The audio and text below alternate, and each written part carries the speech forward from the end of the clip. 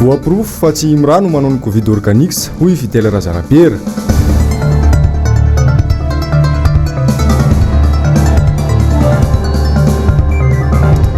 Andavamamba ny fandroritana ny vatotsinjo.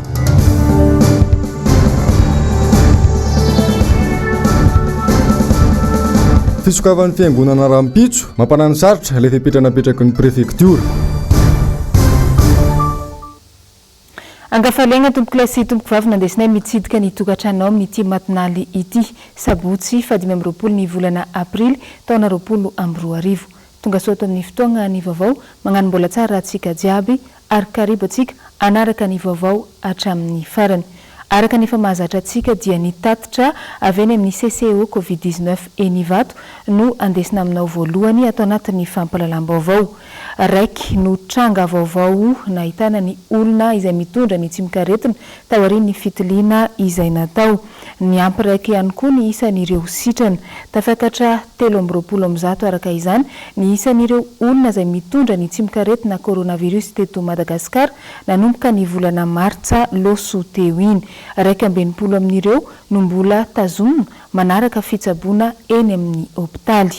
Fa vaovao makasika ny sosialy no andesitsika manomboka izany amin'ity androany ity dia ny zavantranga teny Andavamamba teny. Tena toerana ary mitatitra ny zavanisy makasika izay indrindra injava andria mahefa eo amin'ny sariny Tokira Marolahy. Toy izao ny zavamisy teny Andavamamba androany tolakandro. Ny fandroritana ny fanomezana ny tsinjo, vary iray olona maro, samy misintona, samy te ho tompony. Izao no porofo fa tsy misy lamina matipaika amin'ny komity loharano izay miandraikitra ny fitsinjarana ireo fanomezana avy amin'ny fanjakana. Porofo ihany koa fa tena sahirana ny olona ka na ny anjaran'ny hafa aza dia tsy mahamenatra intsony ny makankeriny azy. Dia araka izao sary izao dia niditra anjehatra mihitsy ny mpitandro filaminana nandamina.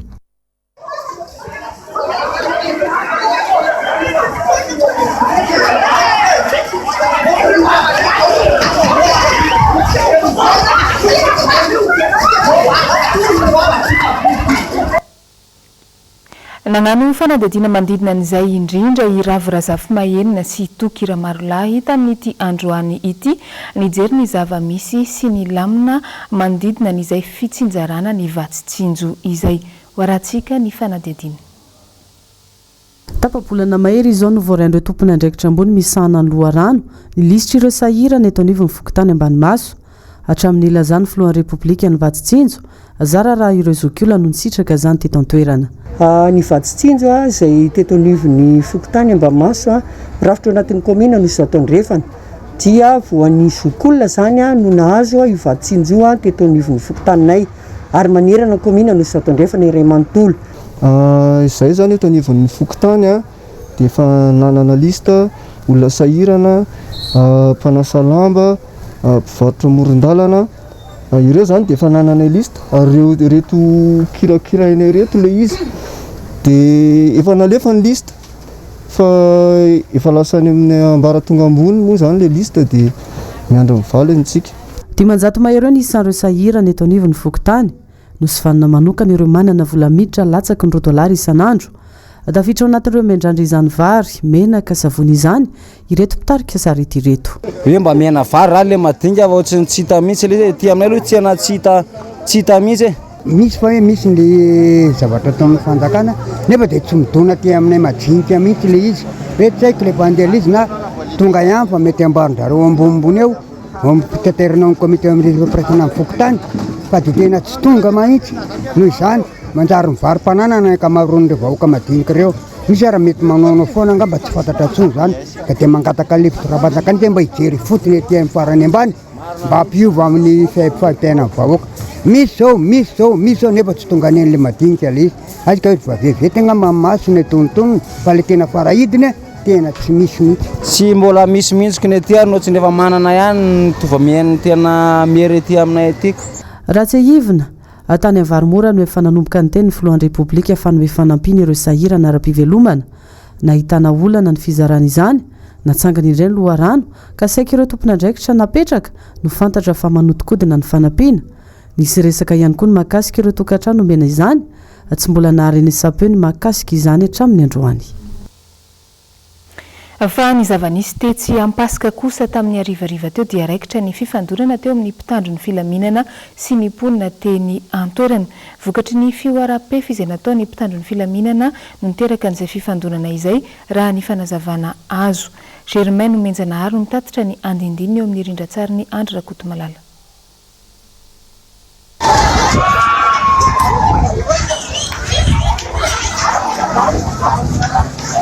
Tahaka izao ny zava-nisy tetsy amin'ny tetezana ampasika ny ariva teo. Fifandonana teo amin'ny mpivarotra trondro sy ny mpitandro filaminana no antony. Raha ny fanazavana ny ireo nanatro maso.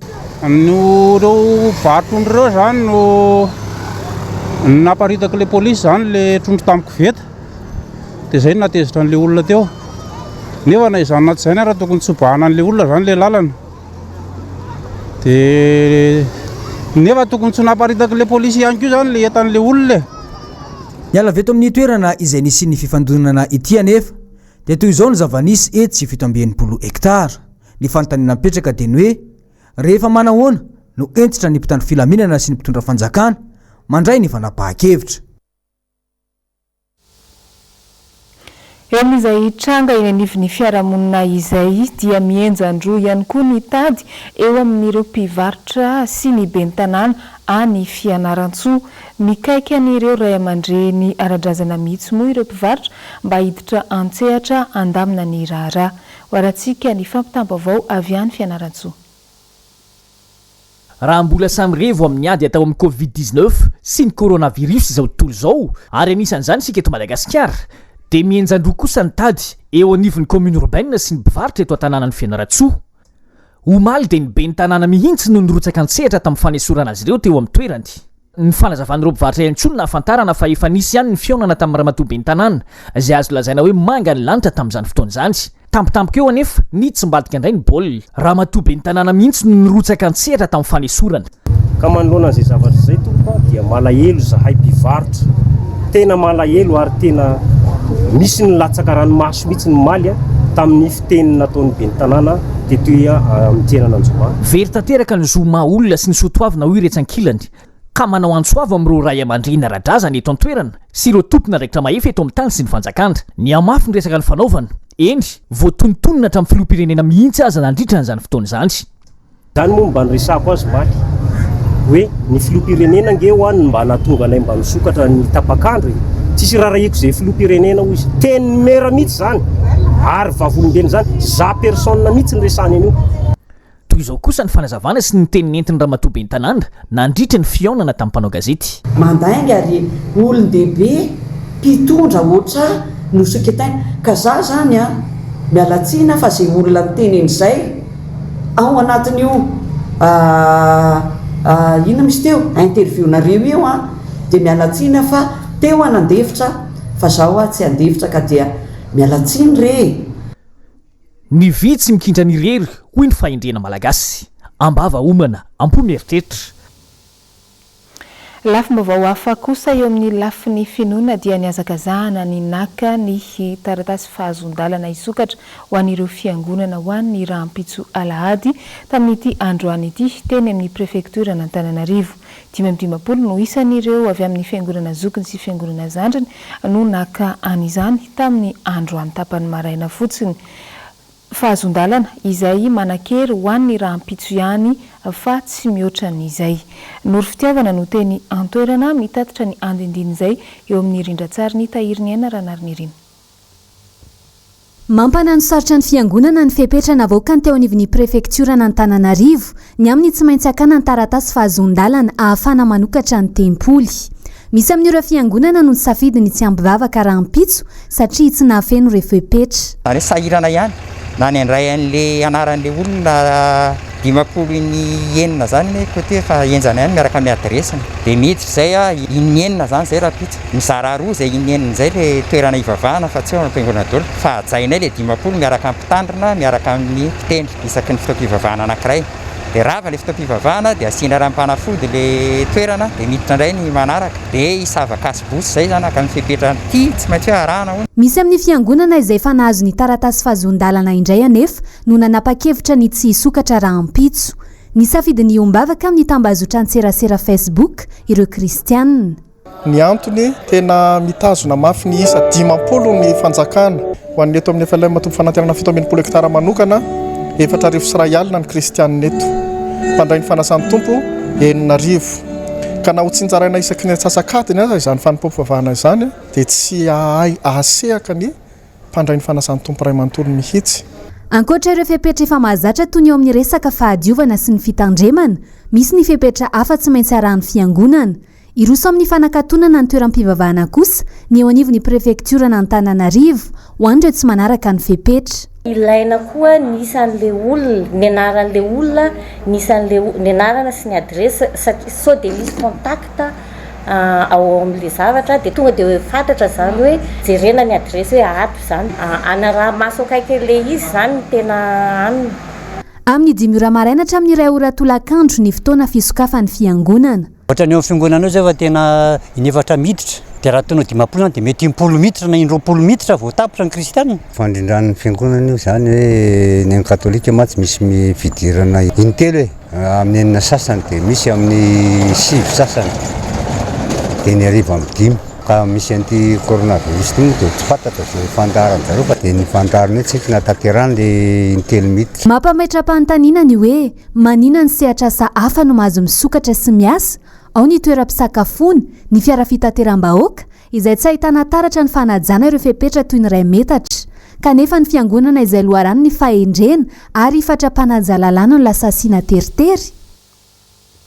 Lafim-baovao hafa kosa andro fahadimy androany amin'ny fanapariahana ny ilay tambavy Covid Organics. Na izany aza mbola mitoetra hatrany ny fanahina ka ilaina ny fanazavana mangarahara ho an'ny vahoaka. Ny andindin'izay tatery ny Miradora Benjamina sy Andry Rakotomalala.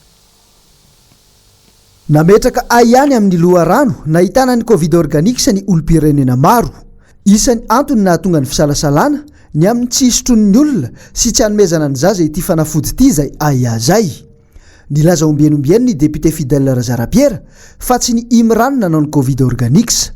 Nandritra ity fandarana iray tamina fahitalavitra tsy miankina iray ity dia nitondra ohatra mivantana sy pirofo mivantana ny député ampanginana ny vavan'ny sasany fa tsy mpanelitsao ny député Tim sy ny mpanohitra. Zany zavatra somary nagaga kely anay rehefa tao amin'ny imra. Ny tale général moa somary mbola nanenjika fotoana tany amin'ny ministère izy dia tsy afaka tena mivalaparana be zany le firesana taminy. Fa rehefa avy ndresaka taminy dia nakao amin'le pharmacie.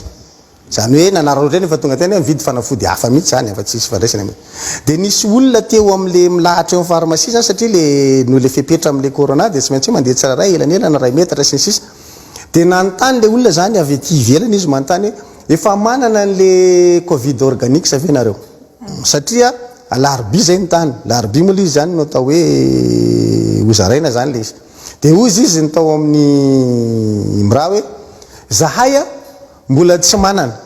Dia nanontany indray le olona ohatrany ahoana moa fampiasana an'le izy. Dia ozy indray le tao amin'le mpivarotra fanafodiny imra hoe mbola miandro mihitsy zay an'ilay fanazavana rehetra momba an'izay dia zay zao manana zavatra valy anareo. Dia ahoana zany afatarana fa mahazo an'io nareo. Dia ozy hoe rapitso zay vao mety manana izy. Dia ahoana afatarana an'izay dia aleo mifampiantso. Tiako tenena zany voaporofo aloha teo hoe tsy ny imrano manao azy satria raha ny imra manao azy manana an'le fanafody le tao amin'ny pharmacie. Ny faharoa tsy mahafantatra mipitsipitsin'le izy ny ao amin'le fivarotam-panafodin'ny imra. Dia zay ny ataoko aminao hoe na za koa ary zany tsy malala satria teo aho zany ny saika mba eny ohatrany ahoana tokoa moa zany fanaovana an'le izy ahoana ny dose tsisy nafantatra zany fa dia tamin'le teny filoham-pirenena iny zany nafantarana hoe roa tavoahangy amin'io no hohanina anaty indray andro dia hohanina tsy kelikely. Kanefa rehefa jerenao izy any amin'le fitsinjarana tsy tavoahangy nge zaraina teny amin'le vahoaka fa hoentina amin'ny barika dia atao amin'ny tavoahangy zay hoentinao ninninina io. Zay zavatra zay no men'ny imranay eo amin'le hoe fanamarinana ozy izy ny ataon'ny imra zany hoe mifandraiky amin'le fikaroana tokoa ve le zavatra ao anatin'le tavoahangy na le barika. Fa zahay izy dia mijery tsara hoe inona le asiana azy dia manamarina zany izy amin'le kalitao an'le izy arakaraka le zavatra asiana azy hoe mbola mifandraiky amin'ilay kalitao na nanaovana le fikaroana ve ty zavatra ao anatiny ity. Ny mahagaga atsika nefa rehefa nizarainy io zavatra io miala avy ao anatin'le barika vao mariny imra zany barika hoe ino ny itondrana azy. Fa milatsaka ao anatin'le barika kely fotsifotsy misy ohatra UNICEF eo ambany iny tsy namarininy imra. Aveo mandalo entonnoir dia zay vao mitsofoka anaty zay tavoango entinao na tavangana labiera oentinao eo na tavangana coca oentinao eo na inona oentinao zay tsy namarininy mra mbola mifandraiky ave le kalitao an'le fanafody tonga any am'le fa manoloana n'izay fanafody covid organix izay miteraka resabe eto amin'ny firenena dia naneo ny ayaindy ary mitaky fanazavana misimisy kokoa mahakasika an'izay ihany koa ireo mpikambana ao anatin'ny combat. Vaovao tanteriny Njava Andriamaefa sy Mathieu Princy.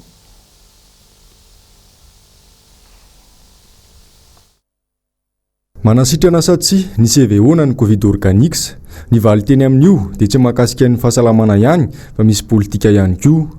Io no nanokafan'ny mpanolontsaina ny tanàna avy amin'ny combat toavina Rahalambo Mahay sy Hilda Asinjo ny taratasina lefany ho an'ny filohan'ny repoblika.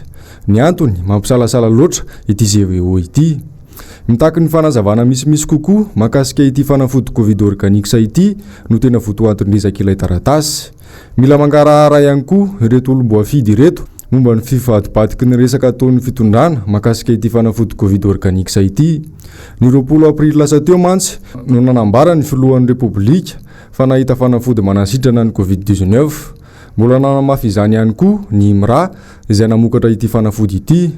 Taorian'ny fampiratiana ofisialy io fanafody covid organix io anefa dia nilaza indray ny teo anivon'ny IMRA fa manamafy ny fiarovatena ihany ity fanafody ity ka isanina tonga ny ayay teo anivon'ny Académie nationale de médecine ny 20 Aprily lasa teo. Dia miandroandroany izay no nizarana ireo fanafody covid organix teny amin'ny fokotany ary nitsaboana ireo marariny coronavirus teto Madagasikara. Notsindrian'ireto mpanolontsaina ireto tao anatin'ity hafatra ity fa raha tsy misy fiovany sy vokatra tsara azo amin'ity fanafody covid organix ity dia lainga no ambadika izao rehetra izao. Ankoatra izay dia nofaritan'ireto mpanolontsaina Antananarivo renivohitra ireto fa tsy misy tokony hanaovana ny amehana ara-pahasalamana intsony raha toka tena misoroka sy manasitrana marina ity fanafody ity. Miteraka voka-dratsy maro eto amin'ny firenena ny amehana ara-pahasalamana indrindra amin'ny fampiasan'ny filohan'ny repoblika ny fahefana manokana amin'izao ady atrehan'ny firenena izao. Araka ny fahitantsika teo moa dia miparitaka amin'ny toerana maro ananivon'ny fokotany any ity tambavy CVO ity. Misotro ny tambavy tsy malala akory ny antony anefa ny ankamaroany ireo izay milahatra an'izany. Ngany fanadihadiana manodidina an'izay indrindra androany Ravirazafy Mahenina sy Tokira Marolahy.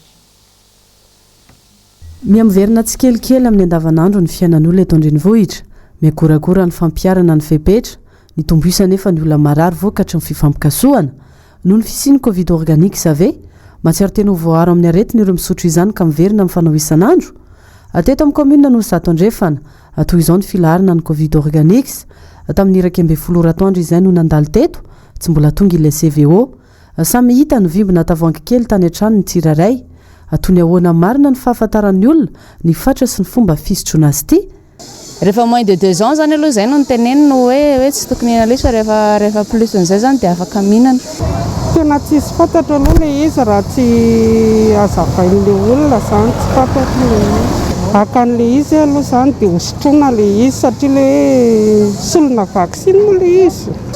Alaika ty zao fakomaly anaka tsisy tapaka litra koa lofa kely dia zay moa marimaratra any dia samy sotrosotro kely aby tamin'ny lakamisy. Betsaka ireo fokotany no misy fizarana ny covid organix, misy anefa no manatanteraka izany ao anatin'ny iray andro monja toy ny teny anosipatrana.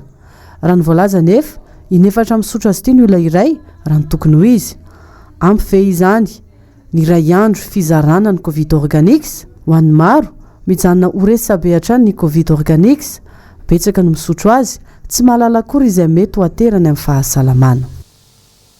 Ijanonantsika hatrany momba ny izay valanaretina coronavirus izay ao anatin'ny ady amin'izany valanaretina izany moa dia isan'ny anaovana fanentanana amin'ny olom-pirenena tsirairay ny tokony anaovana arovava rehefa mivoaka ny trano. Betsaka ny mbola hita tsy manao izany raha ny eto andrenivohitra manokana no resahana.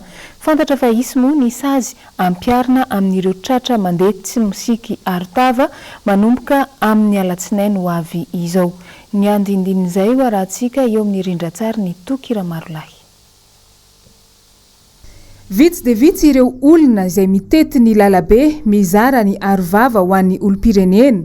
Raha toa ka nisy ny baiko natao ny filoham-pirenena ny amin'ny tokony azony ny isa-tokantrano arovava. betsaka amin'ireo olona mifamezivezy eny an-dalambe jiaby eny no tsy manampim-bava akory. Ny teto-toerana maro izahay fa zara raha misy ireo fokotany ahitana fizarana arivava na ny cache-bouche.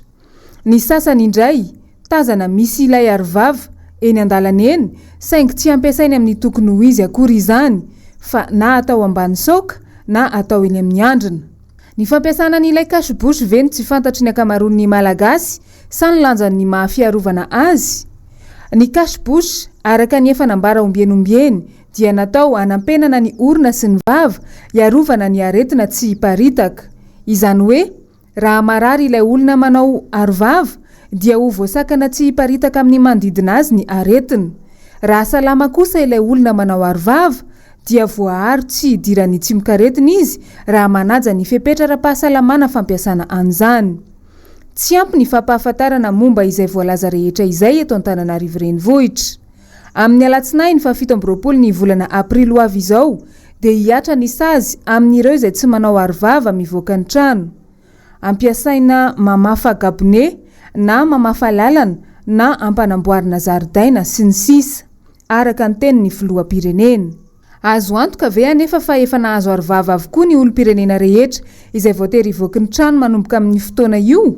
Betsaka tamin'ireo toerana no tetezina androany manko no tsy nahitana izany mpizara arivava izany, indrindra fa ireo eny ambany tanàna. Vaovao sosialy izay hatrany dia maro amin'ireo komuna misy ben'ny tanàna Timma no tsy nahazo ny fanampiana avy amin'ny fanjakana. Ao anatin'izao amehana ara-pahasalamana izao anefa dia tsy mikely soroka izy ireo mitady ny vahaolana ho an'ireo mponina sahirana ao anatin'ny komuna izay tariny. Germaine Menjanahary no mitatitra ny andindinin'izay eo amin'ny sary ny tahiriny aina ranariny.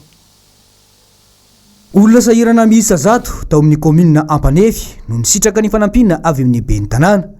Fiaraha-miasa tamin'ny olona malala-tanana avy ao an-toerana ihany no nahavitana izao asa fanasoavana izao. Vary folo-gonina meny sy savony folo carton. Ny hoe ampy tsisy ampy mahitsy, tsisy ampy mihitsy fa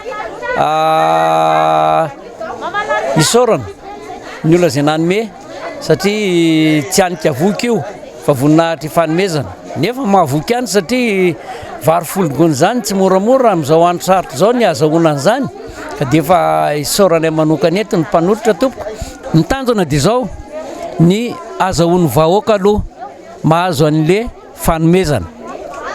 Tanjona faharoa dia mbola manahirana ihany ny teny amin'ilay izy amin'le mpanome hoe toy izy ihany. Izay ny tanjona izay kanefa moa io no miankina amin'ny mpanome. Ilaina ny fanampiany samy malagasy amin'ny fotoana tahaka izao izay tsy tokony hijerena loko politika. Maromaro ny tahaka izany ozy tsika ary maniry koa raha maniry zany ho an'le faritra tena hiaran'le coronavirus mihitsy mba le olona sangana zany mba miangavy an'zareo mba hanampy tsika malagasy tompo tanàna tena mba miangavy re mba apio le vahoaka zany fa tena ao anatin'ny fahasahiranana mihitsy. Afa-pahasahiranana ireo vahoaka Nampanefy ary nahatsapa fa tena manana ray aman-dreny mpiady tokoa izy ireo. Sorana eto koa ny président Pokotany izay nanomena an'izao fanomezana miaraka miara-miasa amin'ny mpanome izao. Sotra tompo. Misaotra indrindra monsieur le maire izay nitatana ny commune satria raha tsy teo izy raha tsy nakatoy izy tsy nahazo an'ireo fanampian'ireo vahoaka majinika aty. Fa dia nangarana zahay Ambohisoa zany nahazo an'izao fanampiana izao dia isorana monsieur le maire miara-miasa amin'le mpanome. Nahafapo-anay tanteraka ny fizaran'ireto entany eto aminay eto reto dia misaotra ny monsieur le maire zahay no nisy nahatongavan'izao fizaran'izao eto aminay.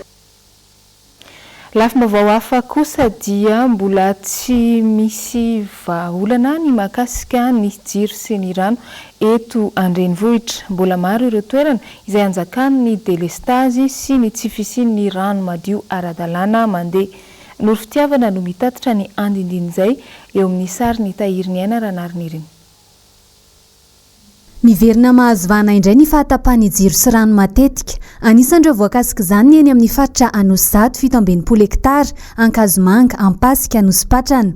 toapirofo sady fa iverina ihany koa amin'ny fiainana andavanandro sy mahazatra azy ny mponina eto andrenivohitra. Ny enina amin'ny enina eo a parapatonga amin'ny enina sasany dia mandeha kely fefakady indray dia tapaka indray dia fefakady indray iny aloha dia mandeha kely indray dia tapaka indray inefatra zany ny anay ao zay tsy mahita vaovao tsy mahita ninona mihitsy amin'ny ariva misy satria ao anaty frigidaire ny anay zay manao composé mantsy dia ao anaty frigidaire ny anay na ka légume na inona dia simba misy simba foana. Tsy maharaka mihitsy zao ny rano eritreretra tsara ny rano aty aminay zao amin'ny efatsa maraina dia efa milahatra be hitanao reo tsara angamba le pompy atsy milahatra be moa le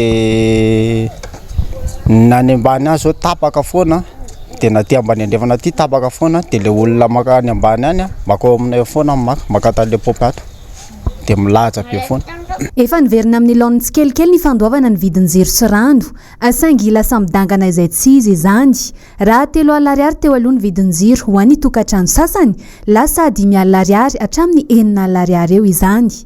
Tena hitako iny akatra nefa ny ampiasainay tsy dia hoe misy zavatra be da be tsy mbo arakarak'le fijanona le zavatra zany le izy fa miakatra le zao tarifa sesa nefa ny ranonay zay fito menaka zany efa 150 000 ny jiro ohatran'izay koa 200 jiro ny anay 200 nefa délestage be da be. Ny fiantraikany aminay aloha zany tena hita be satria ny vola efa tsy misy ny dépense amin'ny tombony lasa anao mividy labozia ohatr'izany. Ny za zany fijeriko ny jirama dia tsy mbola mahavaolana ny problème vahoaka aloha hatreto. Teo aloha teo zao ny prix ana jironay 150 dia zao lasa mahatratra 300 250 nefa le izy tokony tsotr'izay mihitsy. Tsy mahafa-po ny vahoaka ny tolotra avy amin'ny orinasa mpanjakana jirama. Ny vidiny jiro sy rano anefa tsy mitsaha miakatra izay tsy izy anka mampitombo hatrany ny fahasahiranany malagasy izany. Fa any amin'ny faritra ivakina karatra iny kosa dia misedra olana ireo mpisehatra eo amin'ny famokarana akoho gasy amin'izao fotoana izao satria dia anisany matsiaro ho lasa ankilabao izy ireo amin'izany. Miradora Benjamina sy Andra Kotomalala. Mitotongana tanteraka ny farim-piainan'ny isam-pianakaviana sy ireo tatsa ao vakina karatra amin'izao fotoana izao. Nana mafy io krizy io tsy maintsy anarana ny fepetra-ara-pahasalamana noho ity valana retina Covid-19 ity. Voakasiky ny fahasahiranana ny fiompiana, indrindra ireo mpiompy akoho gasy. Tsy vitan'ny kooperativa miavitra ao mandrakeny any Antsirabe intsony ny fiompianany akoho ny raisana noho ny fidangany vidin'ny provandy sy ny kojakoja hafa. Vokany, voatery no zaraina isam-pianakaviana ho an'izay mahavidy zany ireo biby fiompy ireo.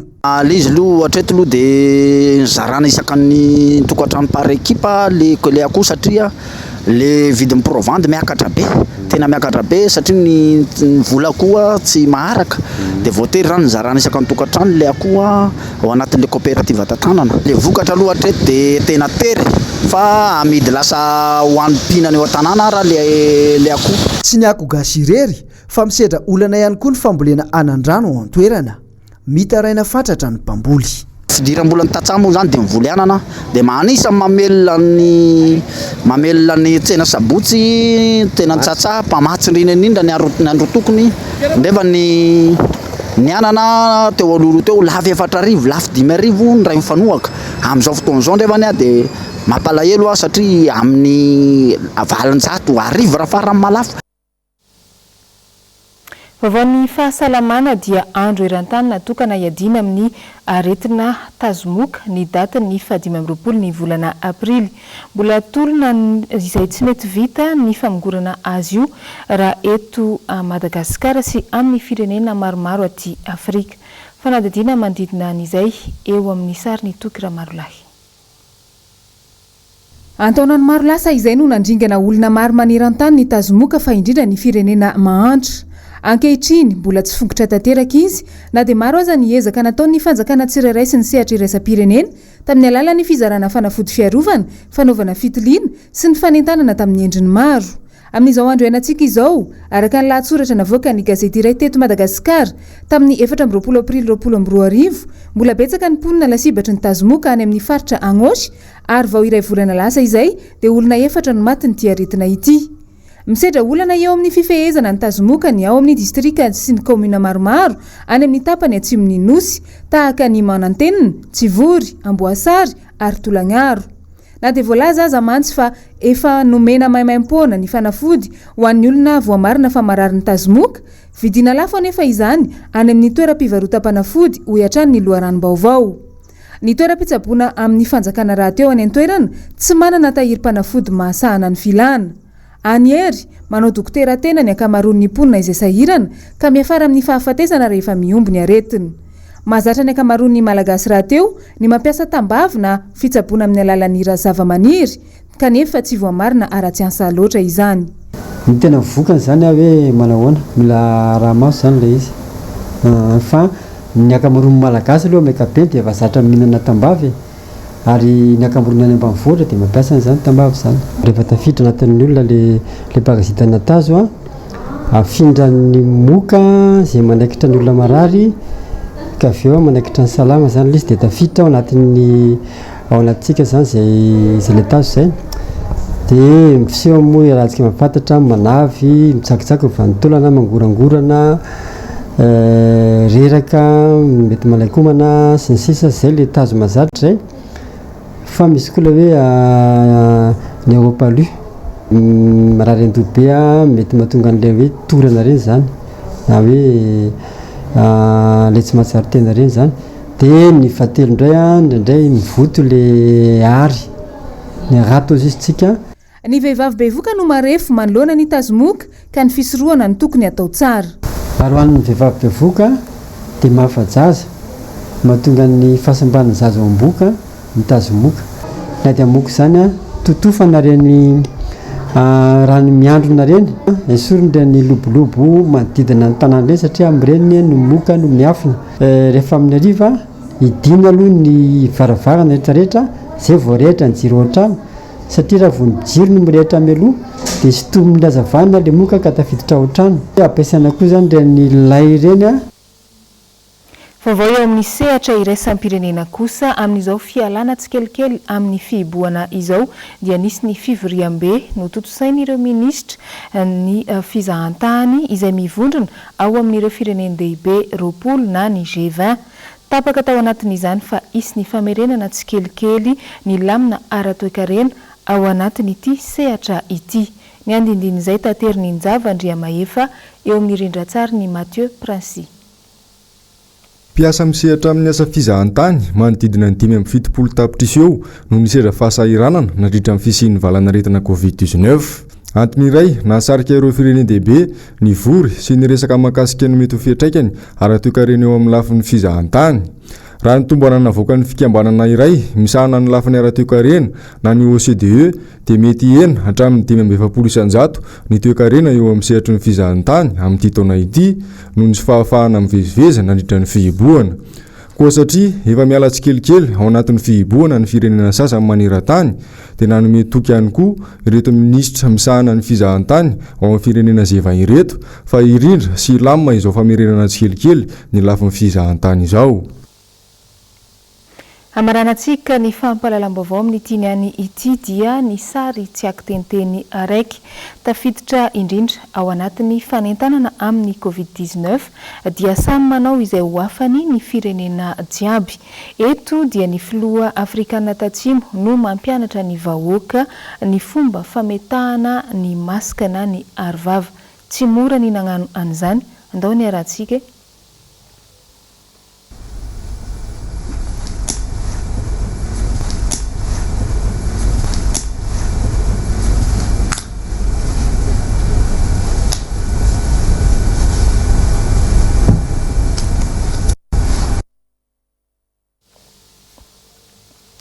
Inany koa no nandesitsika namarana ny vaovao tamin'ny tiniany ity mankasitraka anao nanaraka izany hatramin'ny farany mametraka ny veloma samy tsara ao amintsika jiaby ary mirary farany herinandro finaritra ihany koa. Veloma tompoko.